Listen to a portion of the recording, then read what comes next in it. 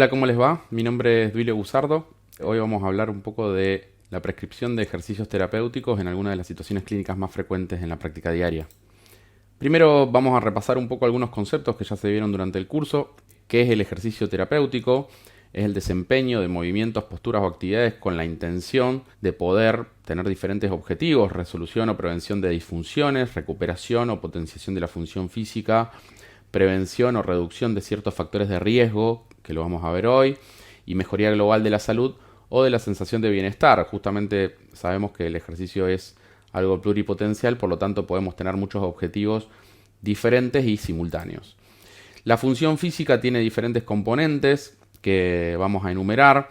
Uno es el balance postural, la performance muscular, la resistencia, la movilidad, la coordinación y la estabilidad, y vamos a definir algunos de estos conceptos. El balance es la capacidad de alinear los segmentos corporales contra la gravedad para mantener el cuerpo sin caerse. La resistencia cardiopulmonar es la capacidad de desarrollar movimientos repetitivos en un periodo extendido de tiempo. La coordinación es la activación secuencial combinada con una intensidad que permita el inicio, mantenimiento y graduación del movimiento, que puede ser de forma automática o consciente. La flexibilidad es la capacidad de las estructuras de moverse o de ser desplazadas para permitir un rango articular para actividades funcionales. La performance muscular es la capacidad muscular de producir tensión y efectuar trabajo físico, e incluye diferentes variables que las van a ver durante el curso: fuerza, resistencia y potencia. El control neuromuscular es la interacción de sistemas sensoriales y motores que permite anticipar o responder a la información propioceptiva para crear un movimiento coordinado. Cada uno de estos componentes de la función física, por más que nosotros los digreguemos, los separemos y los analicemos, obviamente son puestos en juego en conjunto en cada una de las actividades físicas que nosotros desarrollamos. Lo que tiene de particular nuestra posibilidad es que podemos hacer hincapié en algunos de estos componentes según la actividad física. Hay actividades físicas que nos van a someter a un trabajo predominantemente de resistencia, otros que pueden ser predominantemente de movilidad, otros que pueden ser predominantemente de control motor. Entonces, esas cosas las tenemos que tener en cuenta, pero no porque puedan ser separadas 100% en cada uno de los movimientos o de las actividades que realicemos. Entonces, ¿cuáles son las intervenciones posibles? Bueno, tenemos técnicas de elongación y movilización articular que van a tender a aumentar nuestra flexibilidad. Tenemos ejercicios de relajación que van a aumentar nuestra flexibilidad. Como les decía, tenemos ejercicios específicos de control neuromuscular y entrenamiento propioceptivo, tanto como ejercicios de balance. Otros que son de respiración y entrenamiento de músculos ventilatorios, por lo tanto van a favorecer nuestra capacidad de resistencia. Acondicionamiento aeróbico, lo mismo. Y también tenemos entrenamiento de tareas específicas o de ejercicios que se llaman funcionales, o ejercicios puramente de performance muscular que pueden ser derivados a fuerza, potencia o resistencia en particular. También vamos a ir viendo algunas de las actividades físicas recreativas y cuáles son sus características. Cada una de estas modalidades, digamos, tienen numerosas aplicaciones clínicas porque tienen impacto no solo a nivel osteomioarticular, sino a nivel sistémico. Y vamos a ver cuál es ese impacto sistémico. Básicamente se aplica a una gran variedad de condiciones de salud, que algunas las vamos a desarrollar. Y el diseño de este programa de ejercicios tiene que ser obviamente individualizado según las necesidades, y yo agregaría también las capacidades de cada paciente, y también obviamente aportarle información al individuo para optimizar sus estrategias de autocuidado. Las características del ejercicio también las han visto en otras clases, pero a mí me interesaba recordar un poco este tipo de variables: la frecuencia, la intensidad, el tiempo, el tipo y el modo de ejercicio van a ser la especificidad de lo que nosotros vamos a recetarle al paciente, tanto como cuando uno receta un fármaco. Y esto es interesante porque muchas veces no estamos acostumbrados a tener este grado de disquisición que nos permita dividir un poco las dosis de ejercicios que nosotros estamos prescribiendo para poder tener efectos más específicos. Muchas veces uno escucha que han dicho, bueno, usted tiene que moverse más, o usted tiene que salir a caminar, o bueno, tenés que hacer algo, y no le dicen cuánto tiempo tiene que caminar, cómo tiene que caminar, cuántos metros, controlarse la frecuencia cardíaca o no, o qué tipo de ejercicio adaptado a sus capacidades y a los objetivos y a las cosas que queremos optimizar. Entonces, bueno, la idea un poco de esta clase es mejorar no solo la forma de prescripción, sino también entender para qué uno prescribe en cada caso. Y básicamente nuestro problema de base es el sedentarismo. Eso también es como las dos caras de una misma moneda, pensar un poco cuál es el problema de nuestra prescripción del ejercicio, pero también desde dónde partimos. Partimos de una población que el 30% de los adultos son sedentarios. Este porcentaje puede aumentar hasta 80% en los adolescentes. Por lo tanto, además tenemos generaciones venideras que son aún más sedentarias que las precedentes. 20% de los niños son obesos en la Unión Europea. Y 30% de nuestras enfermedades cardiovasculares, que son la primera causa de muerte, son atribuibles a un déficit en nuestra actividad física. En nuestro país en particular, en Argentina, el sedentarismo afecta al 40% de la población. Entonces, esto es un poquito el elefante en el cuarto que nosotros tenemos que enfrentar. Además de poder prescribir actividad física, tenemos que poder saber que la mayoría de nuestros pacientes parten de un sedentarismo que puede haber afectado a cada uno de los componentes, no solo del sistema osteomio-neuroarticular, sino también a nivel sistémico. Como les decía, bueno, en todos los países pasa lo mismo.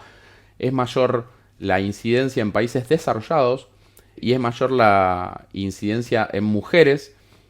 Pero bueno, estos son datos como para que ustedes tengan simplemente de la magnitud del problema y que no es un problema local, sino que es una pandemia, digamos. Ahora que está de moda la palabra. Y que nuestra actividad física va a ser proporcional. Mientras más actividad física vamos a tener menor mortalidad y menor morbilidad de un número muy grande de enfermedades. Entonces por eso es lo interesante saber dosificar esta herramienta como para que justamente nos genere solamente beneficios y no ningún perjuicio. Porque muchas veces hemos asociado a la actividad física con un riesgo de lesión, sobre todo en pacientes adultos.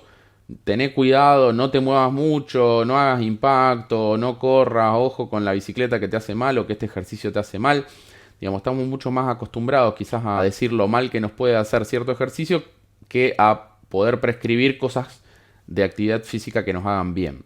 Como les decía, hay una relación muy estrecha entre los niveles de actividad física, la mortalidad y las enfermedades cardiovasculares. Acá les ofrezco otro estudio de Lancet de 2017 con un número muy alto de pacientes, 130.000 pacientes, con un seguimiento muy largo de 6 a 9 años. El sedentarismo y la mortalidad nuevamente están de la mano y la forma física es un determinante. Fíjense, la baja capacidad cardiorrespiratoria aumenta 4 veces el riesgo de mortalidad versus en casos de LIT, pero el tabaco, la cardiopatía isquémica, la diabetes, la hipertensión y la insuficiencia renal también pueden ser factores que estamos acostumbrados a identificar que aumentan el riesgo de mortalidad, no tanto como quizás el sedentarismo o nuestra capacidad aeróbica. Entonces es algo que la tenemos que incluir como uno de los factores de riesgo modificables que, como no tiene una intervención farmacológica, quizás no estamos tan entrenados académicamente como para poder prescribirlo. Entonces por ahí esto es lo interesante y por eso yo lo comparo con los fármacos, porque estamos muy acostumbrados a dar metformina y a dar aspirina y a tener ese tipo de intervenciones o estatinas, y por ahí, así como sabemos perfectamente las dosis de estatinas, no sabemos perfectamente las dosis de bicicleta que pueda hacer un paciente, y hay que empezar a tenerlo dentro de esa misma caja de herramientas. Las consecuencias del sedentarismo, nuevamente, a nivel sistémico, como decíamos, tienen un impacto muy grande y también a nivel musculoesquelético. Entonces aumenta el riesgo de diabetes, aumenta el riesgo de demencia, aumenta el riesgo de enfermedades cardiovasculares, empeora la función microvascular, empeora la sensibilidad de la insulina, la eficiencia mitocondrial y además aumenta el riesgo de sarcopenia.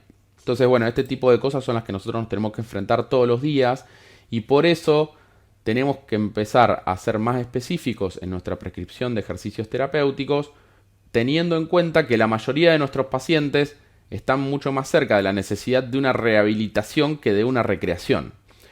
Yo soy reumatólogo, veo muchos pacientes gerontes y la verdad que no se me acercan muchos pacientes que estén a un nivel de capacidad física como para hacer un ejercicio recreativo no supervisado. Yo por lo menos no lo recomiendo en los primeros 3 meses de tratamiento, porque digamos que en la mayoría de los adultos, y podríamos decir mayores de 40, 50 años, con la cantidad de tiempo que uno pasa entre sentado y acostado, en realidad empezar una actividad física requiere una dosificación muy pausada y muy específica que cuando el paciente se la autoadministra en un ejercicio recreativo o va a hacer un ejercicio recreativo él junto a 4 o 5 personas que no sabemos en qué capacidad funcional está en cada una y todas hacen el mismo ejercicio, bueno, empezamos a entrar en una caja negra que nos acerca mucho más al riesgo de lesiones, al riesgo de sobrecarga y que el paciente termine dejando por dolor o por lesión. Y eso es un recurso que nosotros tenemos que cuidarlo para que no fracase tan rápidamente. Y ahí es donde yo recomiendo siempre, al principio al menos, el acondicionamiento supervisado durante las primeras 12 semanas.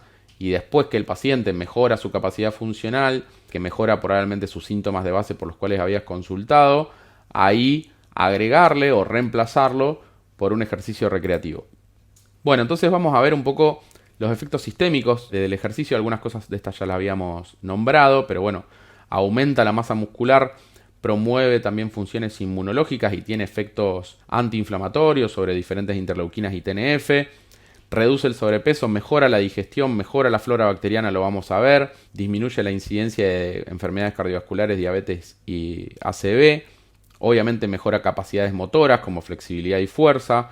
Mejora ciertos perfiles hormonales. Mejora la masa ósea. Disminuye el riesgo cardiovascular y previene problemas también respiratorios. Entonces, como les decía, acá también hay dos caras de una misma moneda, porque hay que pensar en el ejercicio como algo que disminuye la inflamación mínima persistente o la inflamación crónica, que es básicamente uno de nuestros principales problemas que desencadenan casi todas nuestras enfermedades crónicas más prevalentes. A nivel de nuestra sociedad y nuestra cultura tenemos dietas altas en azúcar, grasas y conservantes combinadas con nuestro sedentarismo, y esto genera un aumento de las células inflamatorias, un aumento de la producción de mediadores y radicales libres, la afectación cardiovascular, la atrofia muscular, la osteopenia, la degeneración de ciertos tejidos y la disfunción neuroendocrina. Y acá ya se había dado cuenta Hipócrates 400 años antes de Cristo, que decía: las enfermedades no nos llegan de la nada, se desarrollan a partir de pequeños pecados diarios contra la naturaleza, y cuando se hayan acumulado suficientes pecados, y en este caso suficientes conservantes, tóxicos y hábitos deleterios para nuestros tejidos, las enfermedades van a aparecer de repente. No lo dijo con las palabras específicas, pero sin dudas la idea es la misma. Está hablando de inflamación mínima persistente, que es un poco la madre de todas las batallas, y quizás el paradigma en algún momento era atacar cada una de estas enfermedades por separado, como fenómenos aislados, como si lo fuesen, y en realidad lo son, pero tienen sin duda una raíz común, y es muy interesante poder identificar esa raíz común como para tener las herramientas que son inespecíficas, pero que son las más efectivas, porque siempre pensamos que lo más específico era lo más efectivo, y en este momento nos damos cuenta que las estatinas son menos efectivas que el ejercicio, y que la dieta es más efectiva que la metformina, y que el ejercicio puede ser más efectivo que los antidepresivos, y que a nivel de la mayoría de las enfermedades prevenibles y no prevenibles, la mejoría de nuestro estilo de vida va a generarnos muchos mejores resultados que empezar a atacar esos problemas cuando ya sucedieron y cuando ya están establecidos. Incluso cuando ya están establecidos, estas intervenciones inespecíficas siguen teniendo un gran impacto.